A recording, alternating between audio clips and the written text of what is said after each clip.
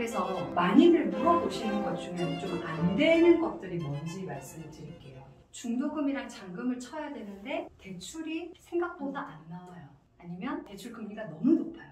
자, 그러면 이거는 아까 제가 4가지 설명한 시행사의 잘못이라고 법원이 봐줄까요? 왜요? 매매 대금을 낼 책임은 산 사람한테 있거든요. 근데 예외적으로 만약에 시행사에서 계약서에 얼마 대출되고 대출 우리가 확약하겠다 라는 특이한 게 있다면 이야기가 다르겠죠. 근데 그런 문구가 계약서에 없다면 대출 안 나오는 건 내 사정이지 여기에 법에서 정하고 있는 계약을 깰 수 있는 사유에는 해당되지가 않습니다. 그리고 또 많이 얘기하시는 게 프리미엄이 붙는다고 했는데 지금 마이너스 P예요. 이런 이야기 하시거든요. 근데 그것도 법원이 예를 들어서 확정 수익률을 기재하는 경우 이 상가의 경우에는 확정 수익률이 얼마가 나옵니다라고 광고를 했다면 허위가장 광고라고 봐요. 근데 그런 게 아니고 그냥 엄청나게 사람이 혹하게끔 분양사무실에서 이야기들을 하시거든요. 그런 거는 다 그냥 그 광고 과정에서 어느 정도의 과장이라고 보고 넘어가는 경우가 많습니다. 대출하고 관련해서는 중도금하고 잔금 대출이 문제가 되는데 그런 경우에 이제 보통 분양하는 분양대행사가 이거 중도금 대출됩니다 또는 뭐 잔금 대출됩니다 이렇게 이야기를 한 내용을 갖다가 이제 계약서에다가 특약으로 잘 적어야 되겠죠. 맞습니다.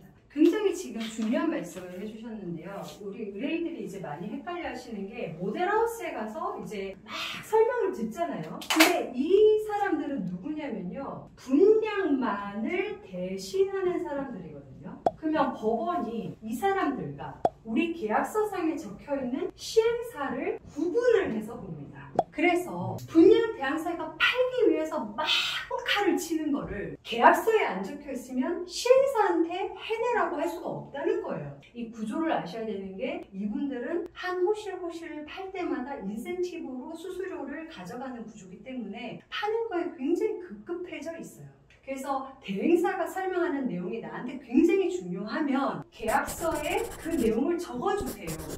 라는 말은 시행사가 내 계약 상대방인데 시행사가 그 내용을 나한테 확인해 주세요. 그러면 제가 믿을게요. 급이 돼야 되는 거예요. 그래서 특이하게도 중도금 대출 안 되면 계약을 취소할 수 있고 계약금을 돌려받는다든지 아니면 잔금 같은 경우에 생애 최초 대출 안 되면 중도금 계약금 다 돌려받고 계약 취소할 수 있다 이런 이제 특약을 갖다가 계약서에다 넣어야지 계약서에서 100% 책임을 지행사가 져야 되겠죠. 그래서 최종 정리를 하면 내가 계약금만 낸 상태인데 계약금마저도 돌려받고 계약을 깨고 싶다 하면 아까 이야기한 법에서 정한 이런 상대방이 뭔가를 중대하게 책 잡힐 만한 짓을 했을 때 가능한 거예요. 그 다음에 중도금 이상으로 넘어가서 단순 변심으로 계약금만 포기할게 제발 계약을 깨줘라는 게 더 이상 안 먹히는 단계에서도 아까 법에서 정하고 있는 그거에 해당되면 계약이 취소되고 해제가 됩니다. 그리고 사기 취소에서 제가 중요한 거를 하나 말씀을 드린 것 같은데 적극적으로 사기를 치는 경우도 있지만 고지음 말해줘야 되는 거를 말을 안 하는 것도 법원에서는 사기로 보거든요. 그래서 실제로 가장 문제가 많이 되는 게 상가에 한복판에 기둥이 있다라는 거를 고지를 하지 않고 분양을 했는데 나중에 준공되고 나서 보니까 기둥이 있다.